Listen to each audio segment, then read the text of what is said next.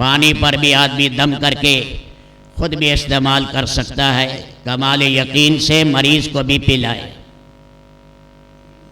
ایک صاحب بیمار تھے، اللہ کے نبی نے فرمایا اٹھ نماز پڑھ، نماز میں شفا ہے۔ ایک اور صاحب کو اللہ کے نبی نے فرمایا تو فاتحہ پڑھ، اپنے اوپر دم کر۔ ایک ملحد تھا بے دین، وہ کہتا ہے دم کرنے میں کیا رکھا ہے، پھونک مارتے ہو؟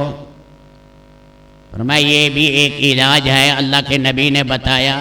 حدیث کی کتابوں میں ایک باب لکھا ہوا ہے، باب الطب والرقا، رقا رقیت ان کی جمع ہے۔ دم اللہ کے نبی کے سامنے وہ کلمات صحابہ پیش کرتے، اگر اس میں شرک نہ ہوتا اور کوئی بری چیز نہ ہوتی پھر آپ کہتے کہ ہاں ان کلمات کے ساتھ تم دم کر سکتے ہو، دعا مانگ سکتے ہو۔ اللہ نے اس میں تاثیر رکھی تو اس بزرگ نے اس ملحد کو 2-3 گالیاں دے دی، اس کا رنگ بدل گیا۔ فرمایا آپ کا رنگ کیوں بدل رہا ہے؟ کہ آپ نے اتنے سخت لفظ کہے، کہنے لگے لفظوں سے کیا ہوتا ہے؟ انہیں ہو رہا ہے لفظوں سے۔ فرمایا وہ اللہ رسول نے الفاظ بتائے ہیں اور اس میں جو نور ہے وہ اللہ رسول نے بتایا ہے، اس لیے خود اللہ کے نبی صلی اللہ علیہ وسلم نے متعدد جگہوں پر دم کیے۔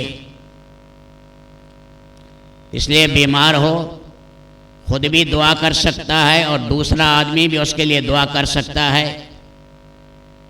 اللہ کے نبی صلی اللہ علیہ وسلم نے بیمار کے لیے یہ دعا بتائی، یہ تو اسأل اللہ العظیم رب العرش العظیم ان یشفیہ، دوسرے کے لیے کر رہا ہے ان یشفیہ ہو، اپنے لیے کر رہا ہے ان یشفیانی۔ ترمذی شریف میں یہ دعا جب بھی پڑھو 7 دفعہ پڑھو، 7 دفعہ اس دعا کا اہتمام کرو۔ موت کا وقت مقرر ہے، اگر موت نہیں ہے تو اللہ اس کو شفا دیں گے۔